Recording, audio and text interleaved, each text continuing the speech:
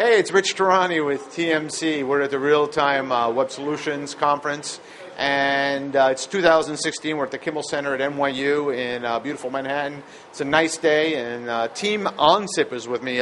Gentlemen, why don't you introduce yourselves? Hi, I'm John Riordan, co-founder and CTO of OnSIP. I'm James Criscuolo. I'm the lead software engineer. Fantastic. And James is new. John, however, we've had at least one or two interviews in the past. Around the country. So welcome back to the program, and welcome to the program. Thank you.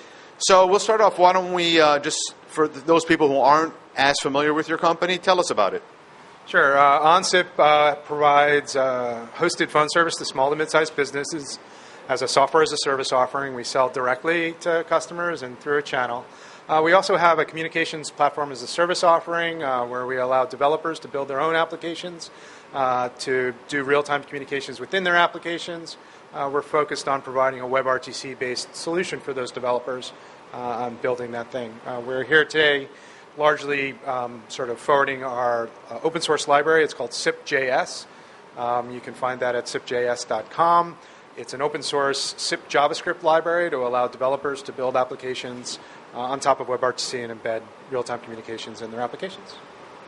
Fantastic. And so there's a tremendous amount of flexibility when a company can provide both, the application framework and at the same time also the solution. What are some of the benefits to customers?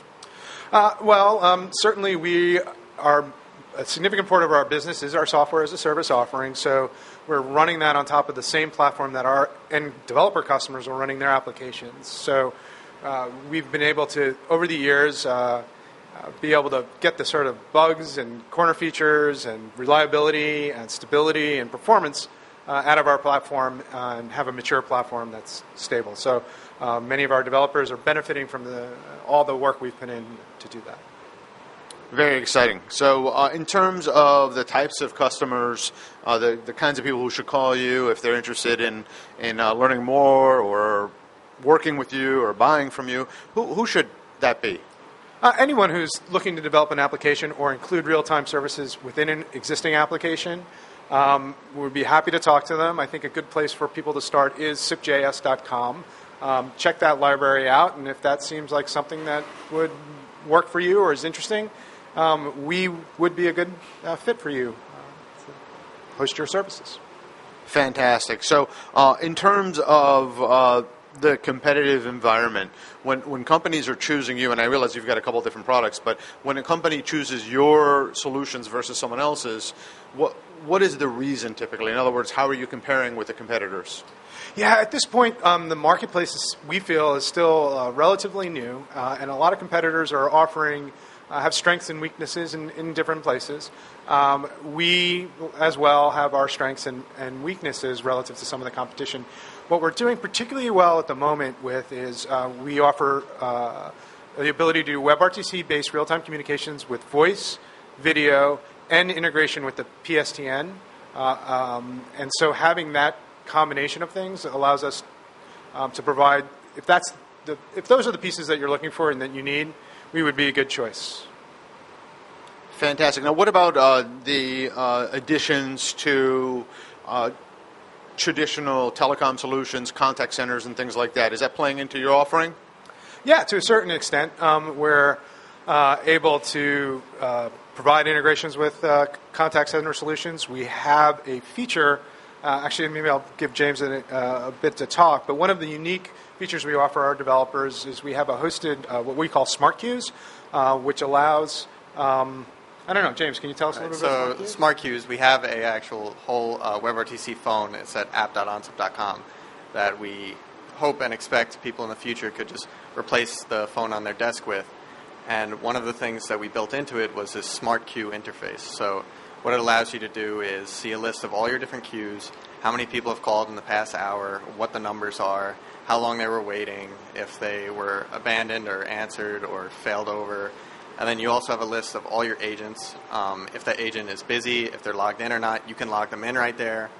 You can see if they're on the call, how long they've been on the call. And then on top of that, you can click on that agent and say, I want to listen, or I want to barge this, I want to eavesdrop. So it's a very classic call center queue situation, and we've thrown in some WebRTC.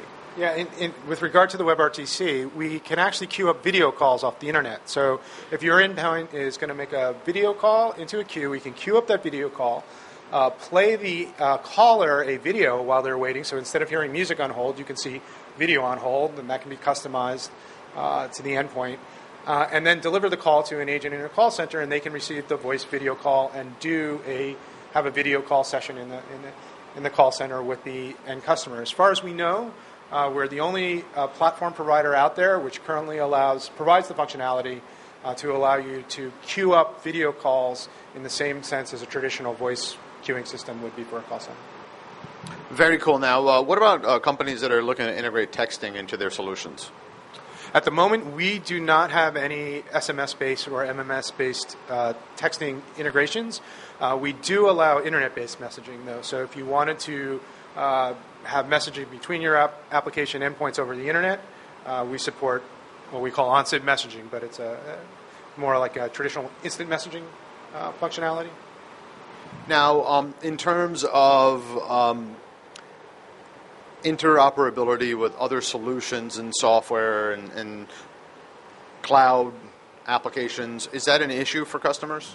Yeah, certainly. It's something people are struggling with now. It's trying to figure out how to glue together all the pieces and make everything work.